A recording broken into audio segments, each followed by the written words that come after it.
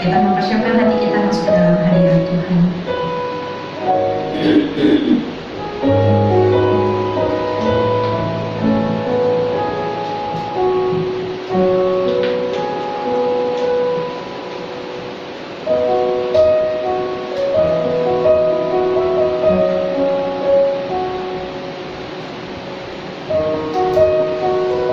Mari kita naikkan pujian.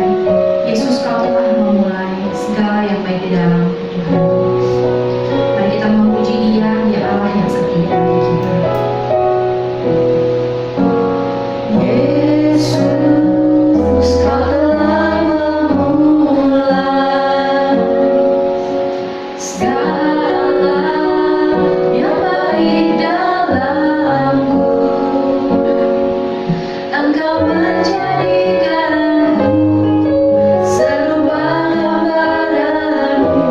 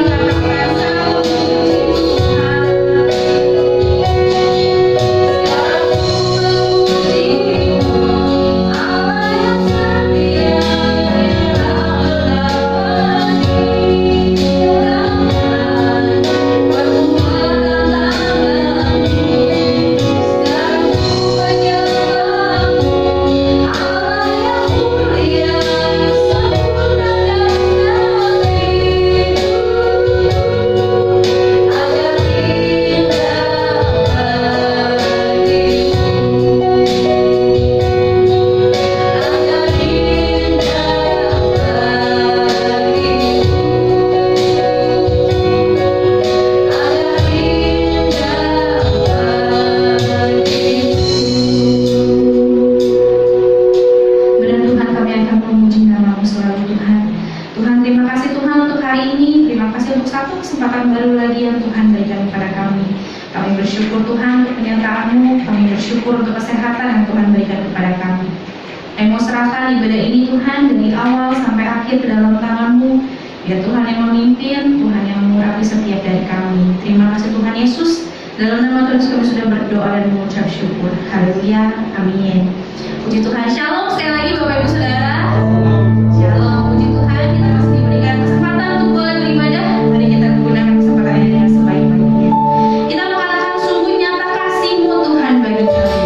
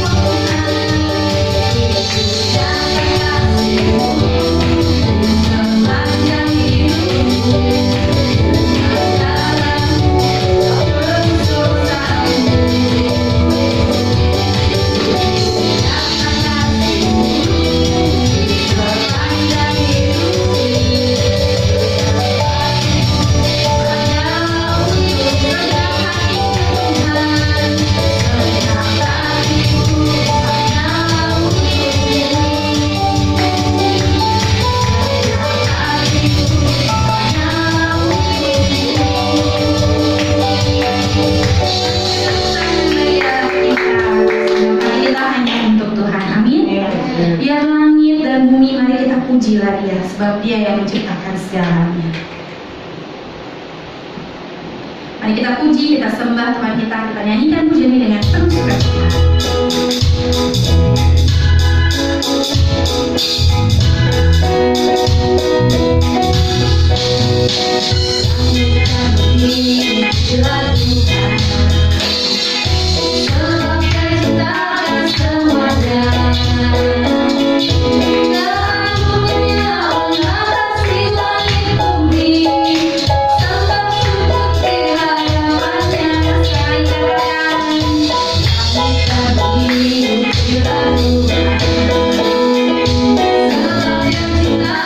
Someone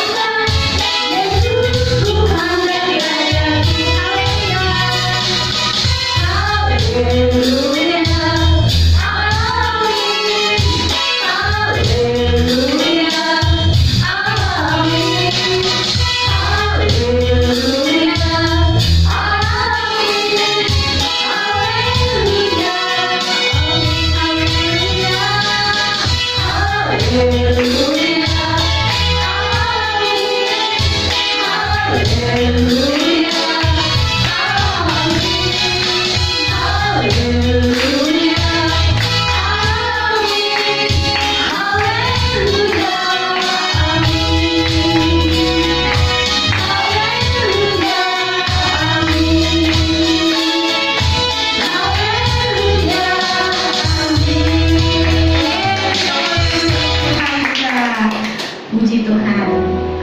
Mari tiba saatnya kita akan mendengarkan firman Tuhan. Mari kita siapkan hati kita.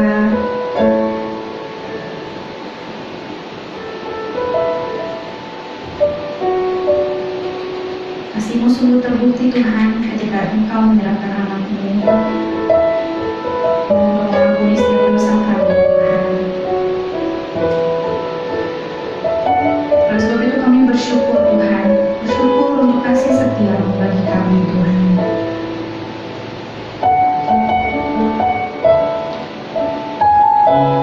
Mari kita naikkan pujian ini, kasih Allah-Ku sungguh telah terbukti.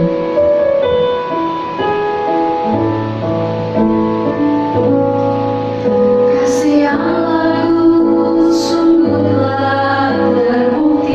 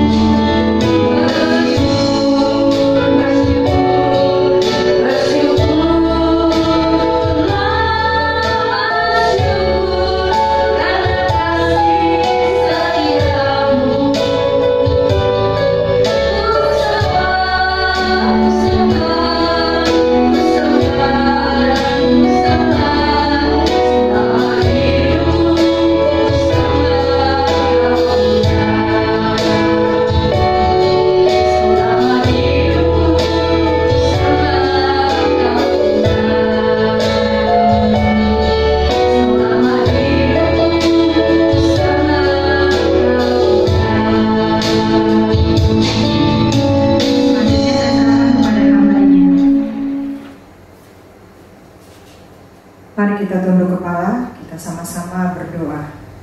Bapa di dalam surga, terima kasih kami masih bisa punya kesempatan untuk mendengarkan sebagian kecil dari firman-Mu yang begitu luas itu.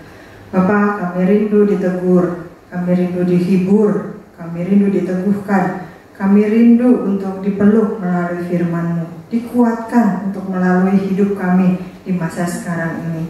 Mari Tuhan, sebelum kami masuk ke dalam perjamuan kudus-Mu, biarlah hati ini ditaburi oleh benih firman Tuhan. Karena kami tahu Tuhan, hanya benih firman-Mu lah yang bisa membuat kami tetap tegak berdiri, menjalani hidup kami selama kami di dalam dunia ini.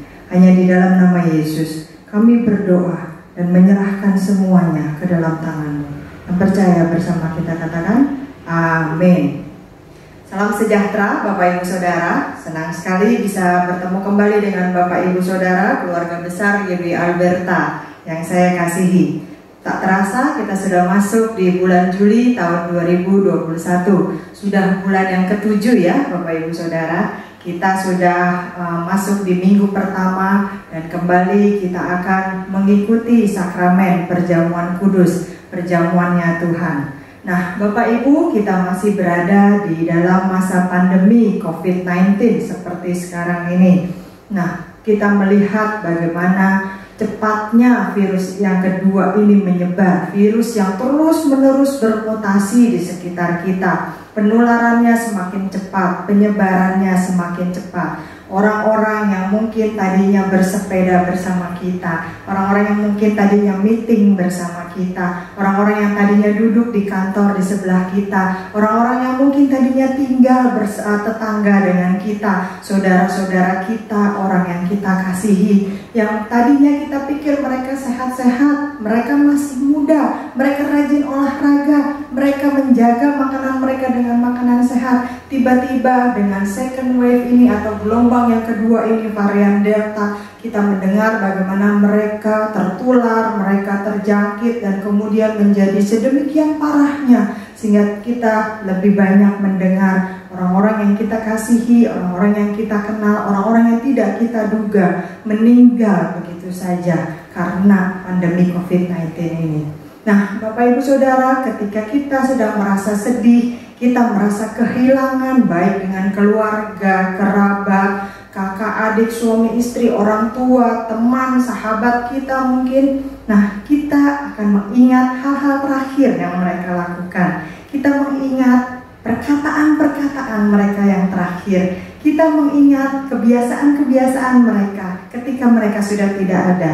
Sebentar lagi kita akan masuk ke dalam perjamuan kudusnya Tuhan. Kita ingin mengingat bagaimana perkataan-perkataan Tuhan Yesus Kristus sebelum mati di kayu salib. Mari kita lihat 7 perkataan terakhir Tuhan Yesus di atas kayu salib. Yuk kita buka Markus 15 ayat yang ke-37 sampai 38. Markus 15 ayat 37 sampai 38. Saya akan membacakannya bagi kita semua. Markus 15 ayat 37 sampai 38. Bapak Ibu bisa mengikuti dari Alkitab masing-masing. Markus 15 ayat 37 sampai 38.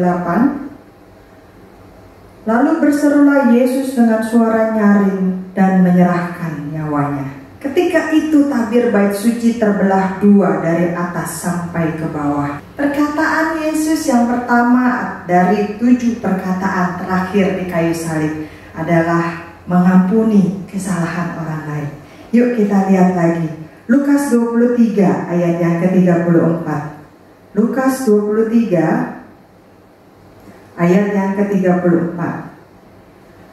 Lukas 23 ayat yang ke-34. Yesus berkata, "Ya Bapa, ampunilah mereka sebab mereka tidak tahu apa yang mereka perbuat."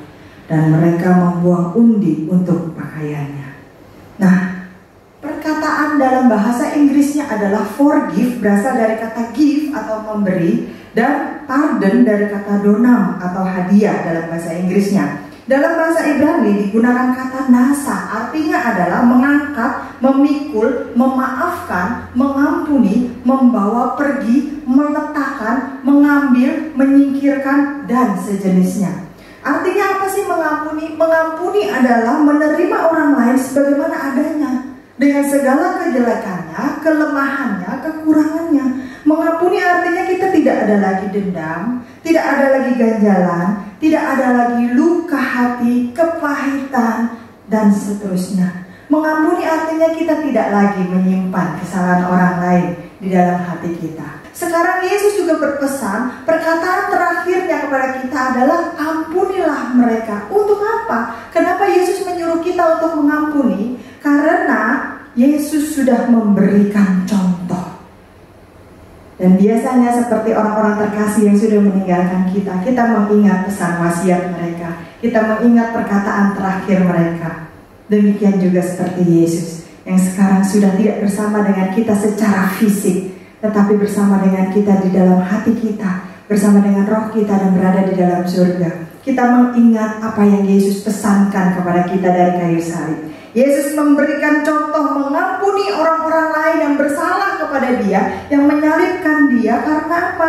Yesus yang menyuruh kita sebagai anak-anak Tuhan, kita taat kepada perintah Tuhan. Matius 6 ayat 12 berkata, seperti kami mengampuni orang yang bersalah kepada kami. Itu adalah doa Bapa kami yang diajarkan oleh Tuhan Yesus pada waktu itu. Ketika orang murid-murid bertanya bagaimana kami harus berdoa, Yesus bilang berdoalah demikian. Lalu dia mengajarkan doa Bapa kami.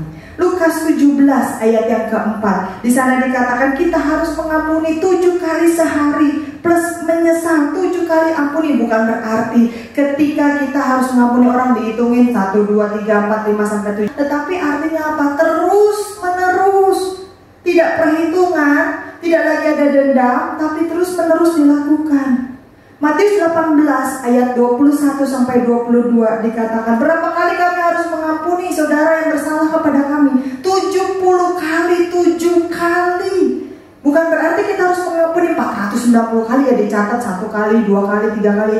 Lalu kita hitung, oh nih kuotanya tinggal sedikit ya, habis itu udah sampai 490, gua nggak ampuni lu lagi ya. Bukan seperti itu Bapak Ibu Saudara. Tapi sekali lagi Yesus memberikan perintah dan memberikan contoh. Yesus bukan Allah yang omdo Bapak Ibu Saudara. Dia tidak hanya memberikan perintah, dia tidak hanya memberikan hukum, dia tidak hanya memberikan instruksi, tetapi dia juga memberikan contoh bagaimana melakukan. Dan ketika Yesus berkata, aku mampu melakukannya, kita juga pasti mampu. Karena Yesus hidup di dalam diri kita. Sendiri pasti kita tidak bisa mengampuni orang lain. Bersama Yesus pasti kita bisa. Karena Yesus yang memampukan kita. Lihat kejadian Yusuf di dalam Kejadian 50 ayat 15 sampai yang ke-20.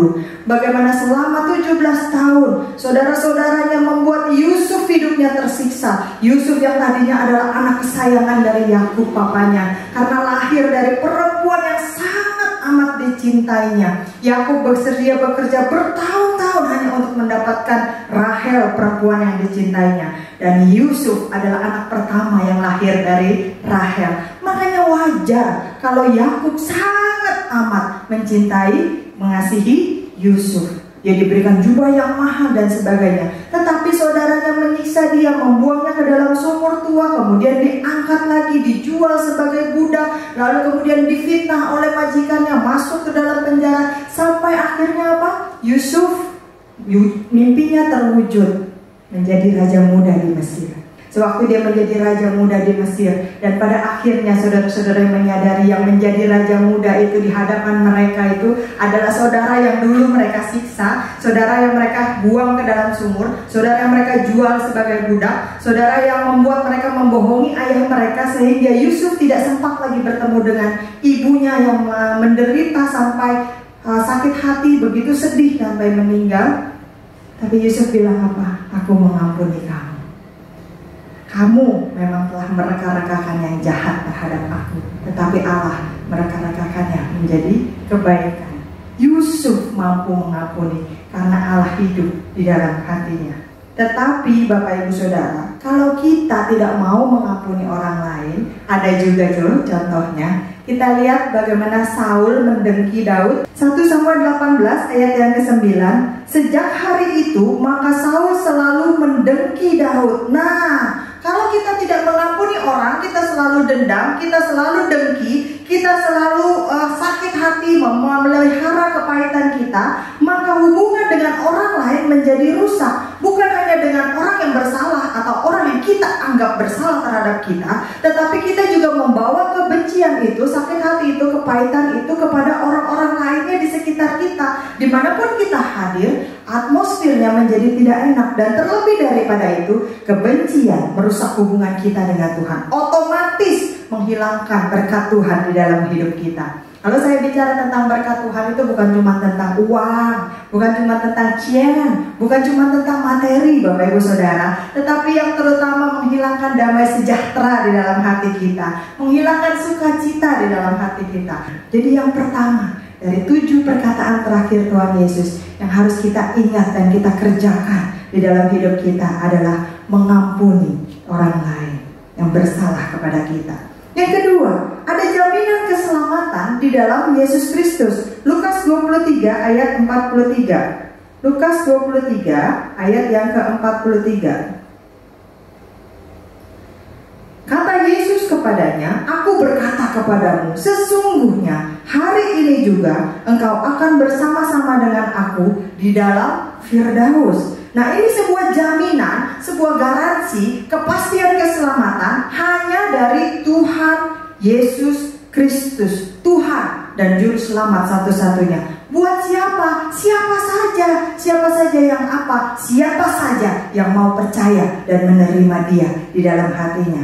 Tuhan Yesus memang harus mati di atas kayu salib. Kenapa? Karena memang harus ada darah yang tercurah. Kenapa harus ada darah yang tercurah? Karena hutang darah dibayar dengan darah. Manusia ditebus dari dosa-dosanya, manusia ditebus dari kesalahannya, karena Yesus sudah mengucurkan darah di atas kayu salib. Seandainya Yesus turun ke dalam dunia lalu mati karena usia tua atau mati karena penyakit dan tidak ada darah yang tercurah, maka manusia pada saat itu juga tidak tertebus dari dosa-dosanya. Karena hutang darah manusia itu tetap ada dan belum dibayar dengan darah. Tetapi Yesus mengerti apa tujuannya datang ke dalam dunia ini. Dia datang, Dia lahir, Dia hidup, dan Dia mati dengan mencurahkan darahnya di atas kayu salib untuk menebus saya, Bapak, Ibu, dan Saudara dari dosa-dosa dan kesalahan kita.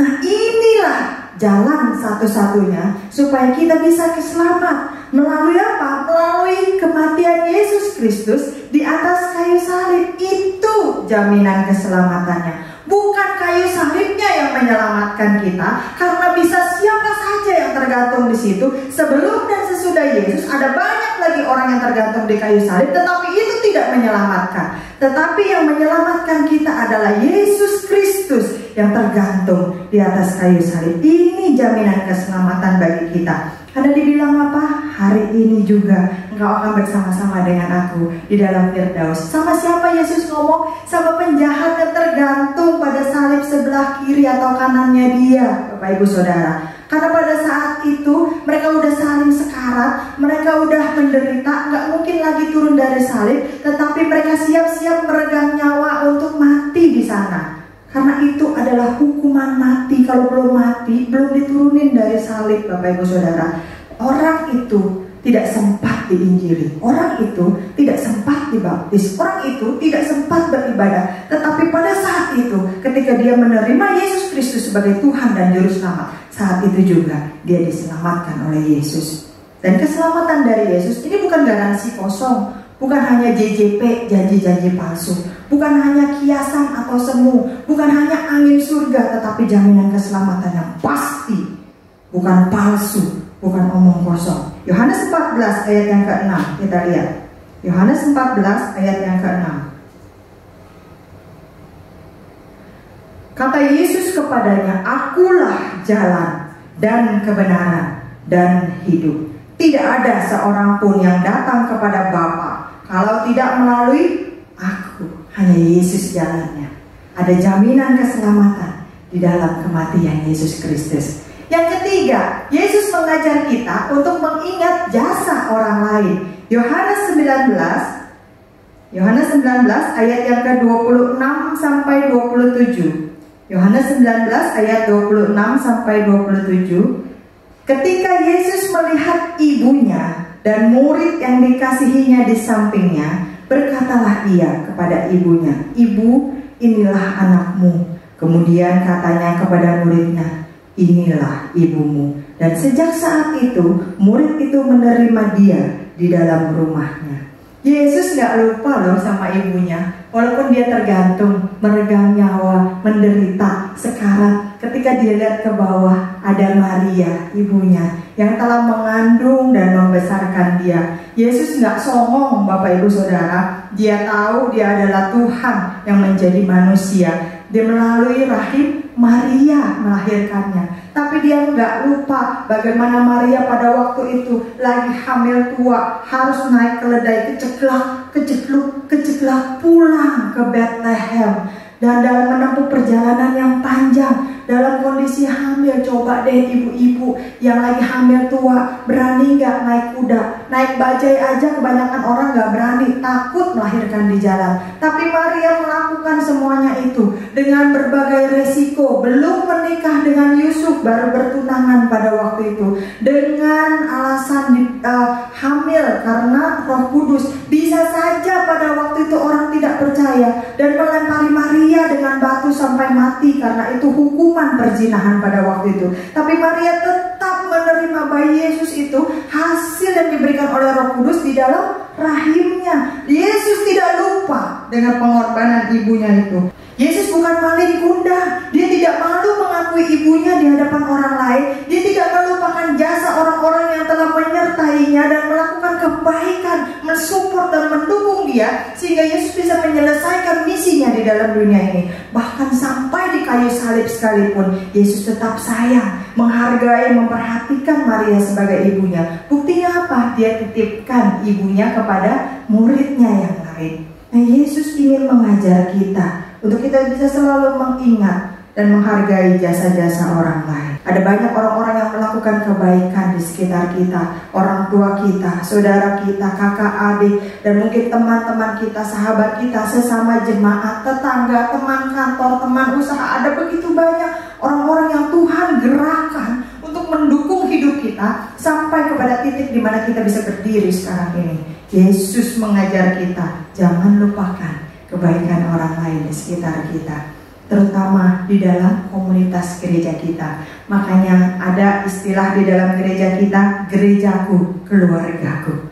Keluargaku, gerejaku. Di dalam keluarga, satu orang bersedih, satu keluarga merasa susah. Satu orang sakit, satu keluarga ikut menderita. Itulah komunitas kita. Yesus mengajar kita, jangan jadi orang Kristen yang bongkar sia.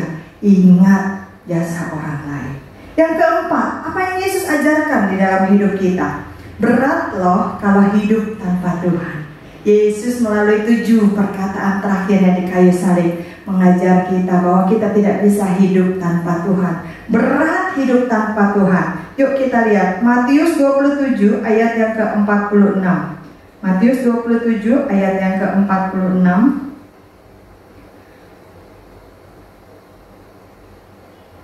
Matius 27 ayat 46. Kira-kira jam 3, berserulah Yesus dengan suara nyaring, "Eli, Eli, lama sabachthani." Artinya, Allahku, Allahku, mengapa Engkau meninggalkan aku? Bapak Ibu Saudara, Yesus menanggung dosa seluruh umat manusia. Dosa kita yang menyebabkan Yesus ditinggalkan Allah. Dosa kita yang membuat Yesus begitu ketakutan, gelisah, sepi, merasa sendiri, dan tidak ada damai sejahtera sama sekali. Di dalam Roma 3 ayat yang ke-23 berkata, karena semua orang telah berbuat dosa. Roma 6 ayat 23 berkata, upah dosa ialah maut. Yesus memperlihatkan kepada kita, tanpa Allah, hidup hanya bersama dengan dosa, maka kita akan sengsara. Yesus mengerti hal itu karena dia pernah menjadi manusia. Dia menunjukkan kepada kita betapa sengsaranya ketika hidup tanpa Allah. Artinya, dengan kata lain, Yesus ingin berpesan kepada kita, jangan sampai engkau meninggalkan Allah.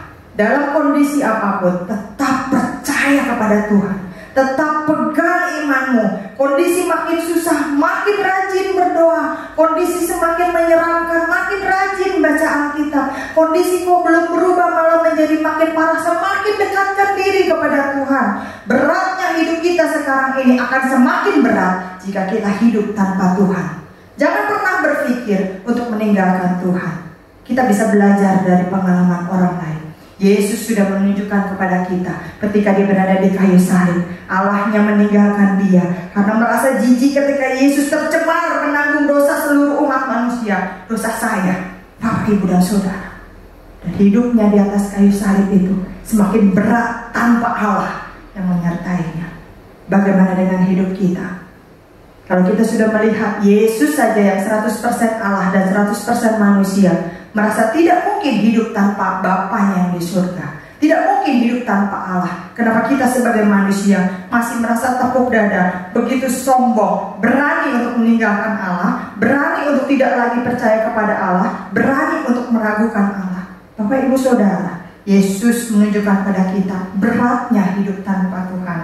Kita lihat contoh yang lain, bagaimana Saul semakin hancur hidupnya setelah ditinggalkan oleh Allah. Dia disingkirkan. Saul tadinya adalah raja Israel pertama yang dipilih oleh Allah, tetapi karena tidak taat, melakukan dosa, melanggar firman Allah terus-menerus, sampai akhirnya kesalahan fatal yang diperbuatnya, dan Allah menyingkirkan Saul. Allah menolak Saul. Semenjak Allah tidak ada di dalam hidupnya, Saul hidupnya semakin terpuruk.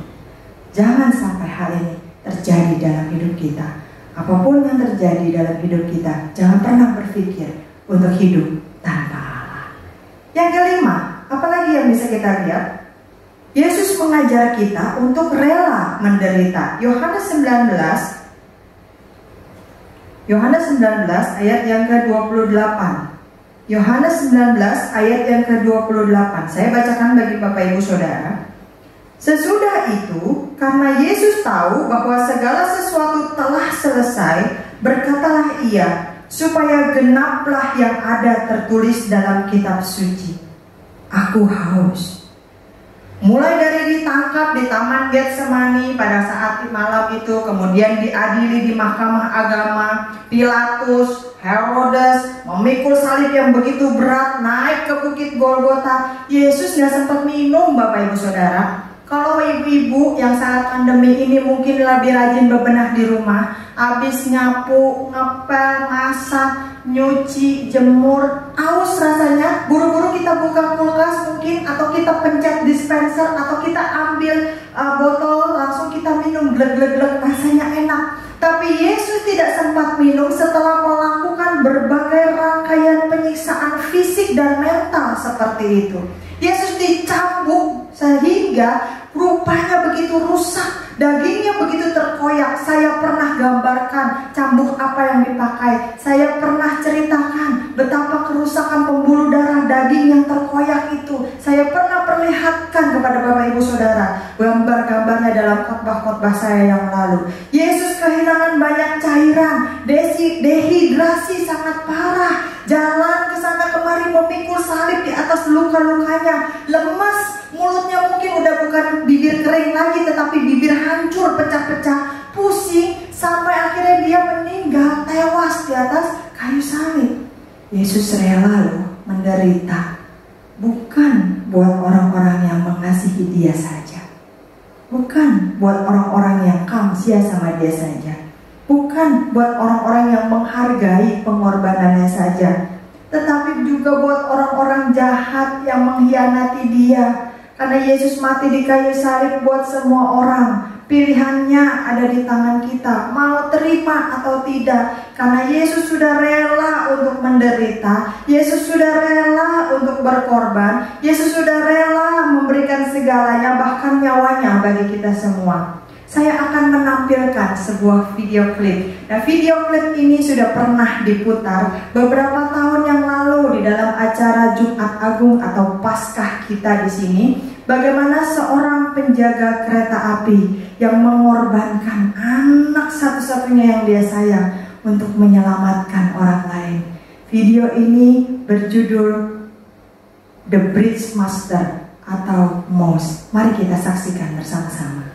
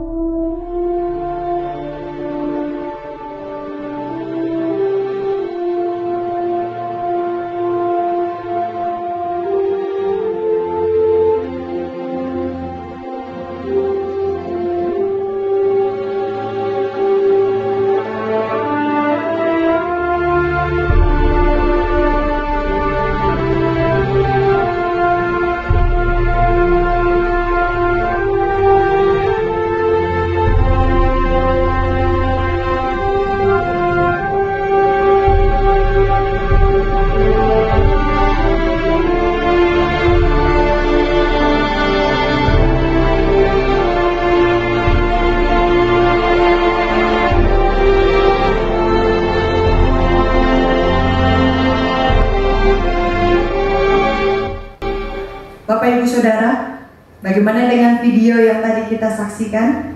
Begitu mengharukan, bukan? Film ini berdasarkan kisah nyata seorang pria bernama John Griffith. Pada tahun 1937, ia bekerja sebagai pengontrol dari jembatan kereta api besar di seberang Sungai Mississippi. Setiap hari pada waktu yang sudah dijadwalkan, jembatan besar akan terangkat sehingga kapal-kapal bisa lewat di bawahnya. Dan kemudian pada waktu yang sudah dijadwalkan juga, John akan kembali menurunkan jembatan tersebut sehingga kereta api yang mengangkut penumpang dan barang bisa kembali melewati di atas jembatan dan menyeberangi sungai tersebut. Nah, Bapak Ibu Saudara, kalau bisa kita bayangkan, hidup kita mirip dengan penumpang kereta ekspres Memphis. Kita sibuk dan tenggelam dalam rutinitas sehari-hari kita. Mungkin juga bergulat dengan pergumulan hidup dalam pekerjaan dan masalah hidup kita. Kereta ekspres Memphis telah menjadi dunia kita dan kita hidup dari hari ke hari, melupakan apa yang telah Tuhan Yesus berikan bagi kita. melupakan apa yang telah dia rela menderita bagi kita. Sekitar 2000 tahun yang lalu dia mati di atas kayu salib. Allah memberikan anaknya yang tunggal untuk menebus saya, Bapak Ibu dan Saudara, dari dosa-dosa kita. Adakah kita mau melihat pengorbanannya dan menghargai pengorbanan Kristus yang telah rela menderita untuk menyelamatkan kita dari dosa? Gak sempat minum, Bapak Ibu Saudara, minum aja gak sempat, sampai wafat di atas kayu salib. Yang keenam, Bapak Ibu Saudara, apa yang Yesus ajarkan bagi kita? Menyelesaikan tugas dengan tuntas. Yuk kita lihat Yohanes 19 ayat yang ke-30. Yohanes 19 ayat yang ke-30. Sesudah Yesus meminum anggur asam itu, berkatalah ia, sudah selesai. Lalu ia menundukkan kepalanya dan menyerahkan nyawanya. Nah, Yesus menjalankan misi Allah Bapa sampai selesai. Gak pernah bekerja setengah-setengah, gak pernah bekerja separuh-separuh dalam apapun yang terjadi ataupun yang dia alami. Yesus itu melakukannya dengan konsisten, gak mut-mutan. Gak kalau lagi senang ia rajin berdoa, kalau lagi senang rajin beribadah. Ketika hidup makin susah lalu berkata, jangan-jangan gua salah ya nyembah Yesus, mungkin mesti pakai Tuhan yang lain yang lebih manjur, yang lebih sakti. Enggak pakai seperti itu. Sekali percaya Yesus, tetap Yesus. Itu yang harus kita ikuti. Sekali Yesus menyelesaikan tugasnya dengan tuntas, sekali dia berkata ya, maka dia akan kerjakan itu sampai akhir. Ayo Bapak Ibu Saudara, bekerjalah selagi hari masih siang. Mari selesaikan tugas selagi nafas masih di kandung badan. Kita tiru apa yang dilakukan Yesus. Walaupun susah, walaupun sulit, walaupun kelihatannya tidak mungkin, walaupun penuh penderitaan, tapi kita selesaikan tugas dengan tuntas. Kita lakukan dengan konsisten, tidak mut-mutan. Terutama soal iman percaya kita kepada Tuhan. Kalau kita sudah memilih, kita sudah menerima Tuhan Yesus sebagai Tuhan dan Juru Selamat satu-satunya di dalam hidup kita, jangan pernah ragukan itu. Kalau Tuhan sudah memberikan kita satu pelayanan, terus kerjakan itu bagaimanapun kondisinya. Dengan segala yang apa yang kita bisa, Tuhan pasti memperlengkapi. Tuhan tidak pernah memberikan kita satu tugas tanpa memperlengkapi kita untuk dengan kemampuan untuk menyelesaikannya. Tiru seperti Yesus, menyelesaikan tugas sampai tuntas. Yang terakhir, Bapak Ibu Saudara, kembali kepada Bapa. Kita lihat perkataan yang terakhir, Lukas 23 ayat yang ke-46. Lukas 23 ayat yang ke-46. Lalu Yesus berseru dengan suara nyaring, "Ya Bapa, ke dalam tangan-Mu kuserahkan nyawaku." Dan sesudah berkata demikian, ia menyerahkan nyawanya. Tuhan Yesus hanya taat kepada kehendak Bapanya. Bapa lah yang menjadi teladan, Bapa yang menjadi panutan Yesus. Dalam pengalaman pahit yang dialaminya, apapun yang terjadi, Yesus tetap lihatnya kepada Bapa yang di surga. Ketika hatinya terluka, dia ingat kepada Bapanya. Di dalam doanya di Taman Getsemani, bahkan Yesus mengutamakan kehendak Bapa. Ya Bapa, jikalau sekiranya mungkin, lalukanlah cawan ini daripadaku. Tetapi bukan kehendakku yang jadi, melainkan kehendak-Mu. Tetap Bapa yang dia utamakan. Nah, ini satu contoh yang harus kita ikuti dalam hidup kita. Karena semua hormat, kemuliaan, kerajaan, kekuasaan itu semua milik Bapa di dalam surga. Kenapa? Karena Dia yang kita layani, bukan yang lain, bukan diri kita sendiri, bukan kepentingan kita sendiri, tetapi Bapa di dalam surga. Serahkan seluruh hidup kita hanya kepadanya. Roma 12 ayat 1-2 berkata, persembahkanlah tubuhmu sebagai persembahan yang hidup. Nah, Bapak Ibu Saudara, ketika kita mengingat 7 perkataan terakhir Tuhan Yesus di atas kayu salib, mari kita bukan hanya mengingatnya, mari kita bukan hanya tahu tentang hal ini, mari kita bukan hanya menghafalnya atau sekedar mencatatnya, tetapi yang lebih penting adalah bagaimana kita bisa melakukan pesan-pesan terakhir ini di dalam hidup kita. Bagaimana kita bisa mencontoh teladan Yesus dari awal kehidupannya sampai dia mati di atas kayu salib untuk menebus saya, Bapak Ibu dan Saudara, dari dosa-dosa dan kesalahan kita. Mari kita berdoa. Bapa di dalam surga, terima kasih hari ini kami kembali diingatkan tentang 7 perkataan terakhir Tuhan Yesus di atas kayu salib. Mungkin ada banyak hal yang belum kami mengerti, ada banyak hal yang begitu membingungkan bagi kami. Tapi kami percaya, ketika walaupun hamba-Mu sudah berhenti berbicara, tetapi Roh Kudus tetap mengajar kami, Roh Kudus tetap membimbing kami, memberikan penjelasan, memberikan pewahyuan bagi kami, mengajar kami mengerti bagian-bagian yang belum kami pahami, dan memperlengkapi kami untuk bisa melakukan apa yang sudah diajarkan kepada kami. Bapa di dalam surga, terima kasih kami masih punya kesempatan untuk masuk ke dalam sakramen perjamuan kudus-Mu, bisa duduk semeja dan sehidangan dengan Tuhan Yesus Kristus, Sang Kepala Gereja yang agung. Biarlah roti dan anggur ini yang melambangkan tubuh dan darah Kristus sungguh-sungguh menyatu di dalam hidup kami, sehingga setiap firman yang kami dengar tidak hanya berlalu begitu saja, tetapi bisa memperkuat hidup kami, meneguhkan kami, membuat kami tetap konsisten menjaga iman kami sebagai anak-anak Tuhan. Hanya di dalam nama Yesus kami menyerahkan semuanya ke dalam tangan-Mu. Amin. Puji Tuhan, kita telah menerima berkat melalui firman Tuhan yang disampaikan oleh hamba-Nya. Terima kasih untuk pelayanan hamba-Nya. Tuhan Yesus memberkati. Amin. Sekarang juga saatnya kita akan mengikuti perjamuan kudus. Saya undang Ibu Bala untuk boleh maju ke depan untuk memimpin kita dalam perjamuan kudus. Kita menaikkan pujian karena kasih-Mu yang menyelamatkan kami, Tuhan. Kau telah menyucikan dan menebus hidup kami.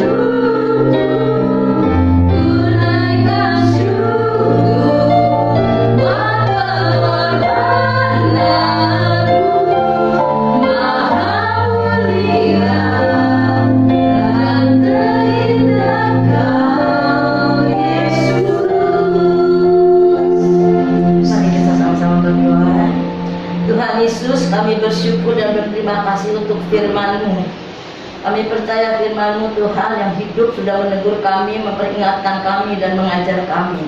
Itu sebabnya simpan firman-Mu di hati dan pikiran kami, supaya kami dapat merenungkannya pagi, siang, dan malam Tuhan, supaya mendekatkan diri kami kepadamu senantiasa.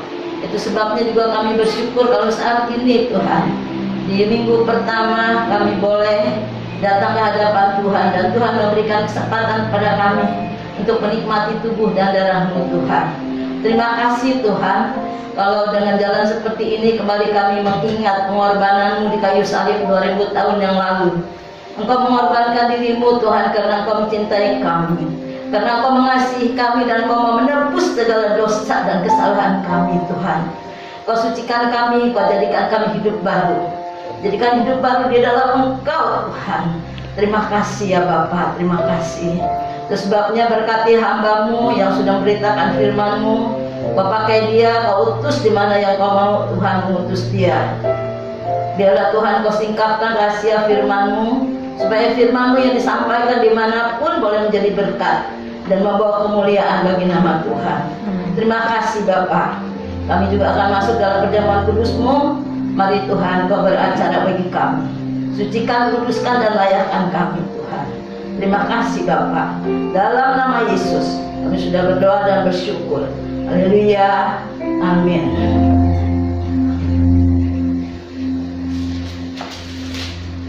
Firman Tuhan katakan, sebab apa yang telah Aku teruskan kepadamu telah Aku terima dari Tuhan, yaitu bahwa Tuhan Yesus pada malam waktu Ia diserahkan mengambil roti, dan sesudah itu Ia mengucap syukur atasnya. Ia memecah-mecahkannya dan berkata, inilah tubuhku tubuhku yang diserahkan bagi kamu.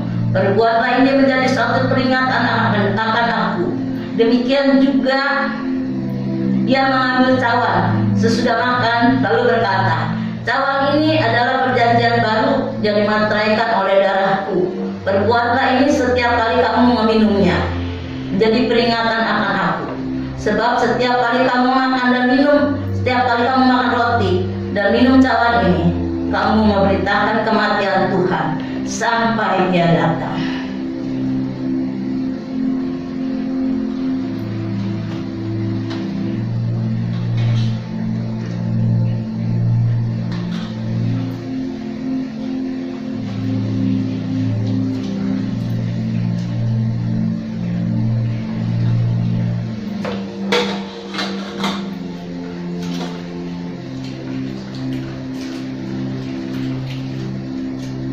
Saudara-saudara yang ada di rumah, mari kita sama-sama berdiri.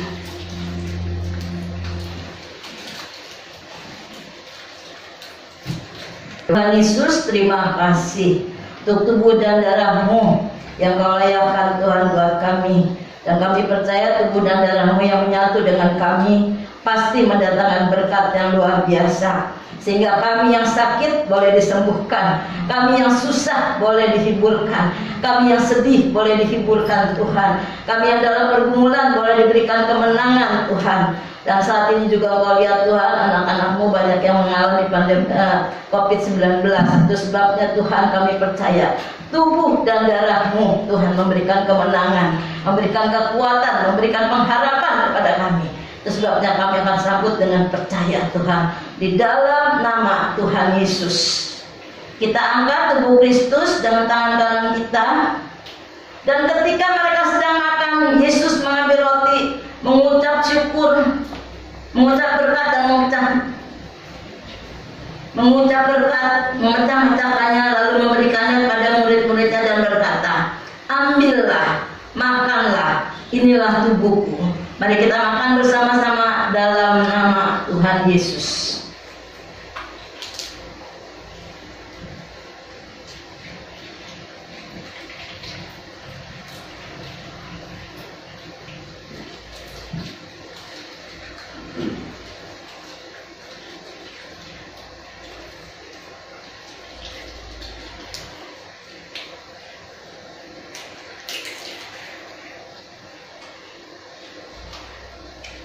Kita angkat dari Yesus lebih tinggi dari kepala kita. Sesudah itu ia mengambil cawan, mengucap syukur, lalu memberikannya kepada mereka dan berkata, minumlah kamu semua dari cawan ini, sebab inilah darahku, darah perjanjian yang tumpahkan bagi banyak orang untuk pengampunan dosa. Kita minum bersama-sama dalam nama Tuhan Yesus.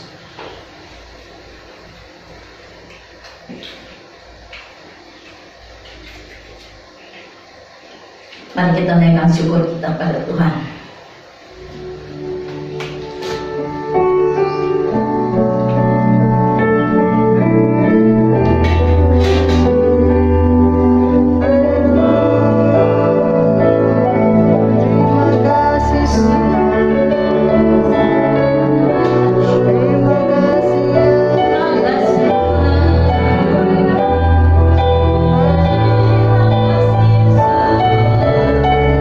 Terima kasih.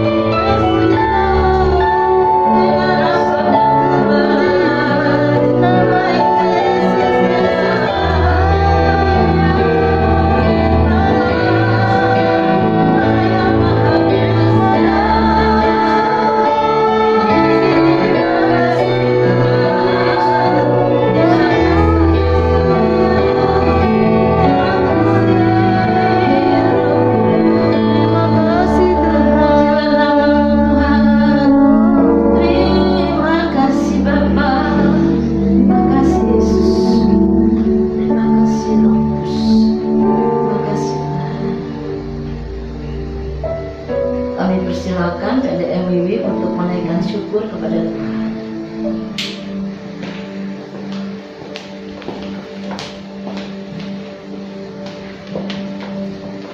Bapa dalam surga, kembali kami mengucap syukur dan terima kasih kepada Bapa. Kalau pada saat ini Bapa masih memperkenankan kami semua untuk boleh bersatu dengan tubuh-Mu, merayakan akan pengorbanan Yesus di atas kayu salib, bukti cintanya, bukti kasihnya yang begitu melimpah-limpah di dalam kehidupan kami. Terima kasih buat pengorbanan Yesus Kristus yang tidak pernah bisa terukur nilainya. Terima kasih buat tubuh dan darah-Mu yang boleh menyatu dengan diri kami. Kami percaya kami akan menyongsong kehidupan kami. Kami akan berjalan dengan tegak untuk melewati hari-hari kami bersama dengan Tuhan Yesus Kristus kami. Sekali lagi terima kasih buat tubuh dan darah-Mu yang telah tercurah dan terkoyak bagi kami semua. Terima kasih Bapa. Di dalam nama Yesus kami berdoa. Amin.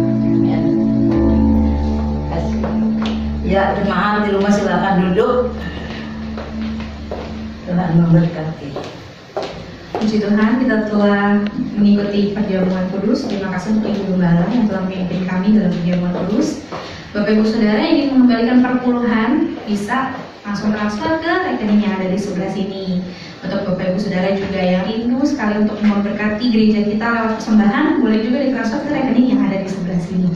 Terima kasih, Tuhan Yesus memberkati. Kita akan akhiri ibadah kita pada hari ini. Nanti doa syafaat akan dibawakan oleh Diakon Lilumin dan doa berkat oleh Ibu Gembala. Mari kita naikkan pujian bersyukur atas kasih.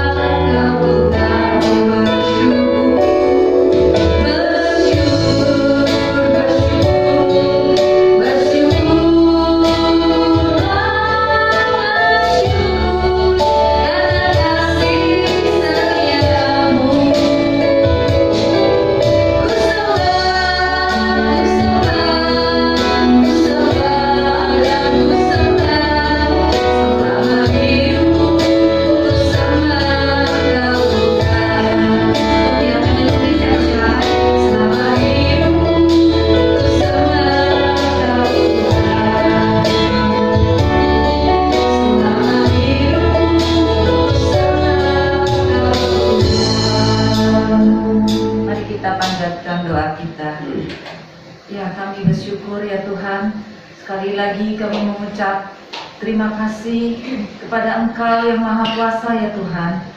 Engkau masih memberikan kami kesempatan pada hari ini. Kami boleh beribadah walaupun secara online Tuhan. Kami masih boleh menaikkan pujian-pujian kami. Ya, kami percaya Tuhan, pujian kami ini biarlah menyenangkan hati-Mu. Terima kasih ya Bapa. Terima kasih juga untuk firman-Mu pada pagi ini ya Tuhan. Biarlah firman-Mu ini memberikan kami kelegaan, memberikan kami kekuatan, memberikan kami damai sukacita Tuhan dalam menghadapi hari-hari yang belakangan ini terasa sulit bagi kami. Ya Bapa, Engkau memberkati hamba-Mu yang melayani pada pagi ini. Engkau tambah-tambahkan rahasia-Mu kepada beliau Tuhan. Biarlah dimanapun Engkau utus, nama-Mu yang dipermuliakan. Kami serahkan juga seluruh jemaat Abertal pada saat ini Tuhan, di mana kami pada saat ini menerima 21 berkat yang daripada-Mu. Kami percaya Tuhan, kami yang merasa sakit oleh biru-biru darah-Mu, kami telah sembuh dalam nama Tuhan Yesus. Ya Tuhan, kami yang mengalami hati yang sedih, biarlah Engkau memberi kelegaan kepada kami. Engkau memberikan penghiburan kepada kami. Sekali lagi terima kasih ya Tuhan. Ampuni segala dosa kami ya Tuhan. Ampuni segala kelalaian kami. Ampuni segala perbuatan-perbuatan yang baik yang sengaja atau tidak sengaja. Kami serahkan negara kami ini ke dalam tangan-Mu ya Tuhan. Pada masa pandemi ini kami yang mengalami masalah ekonomi ya Tuhan. Engkau turunkan marifat-Mu biar kami dapat memulihkan ekonomi kami ya Tuhan. Kami percaya Tuhan, karena kuasa-Mu dan Engkau Allah yang peduli untuk kami semua. Terima kasih sekali lagi, terima kasih ya Bapa.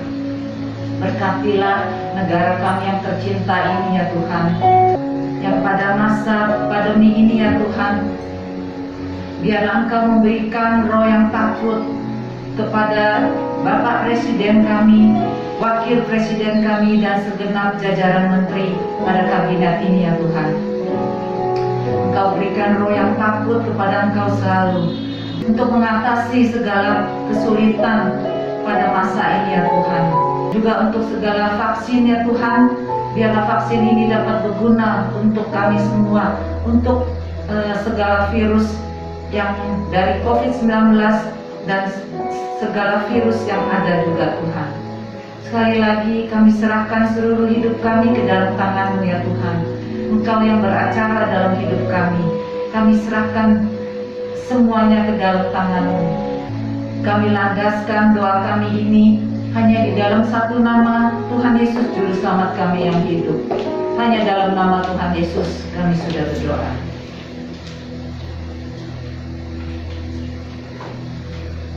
Kekasih-kekasih Kristus yang diberkati Tuhan, pulanglah dan terimalah berkat Tuhan. Turunlah kiranya atas saudara-saudara semua kasih karunia dan damai sejahtera dari Allah Bapa, pengampunan dan kasih sayang dari Tuhan Yesus Kristus,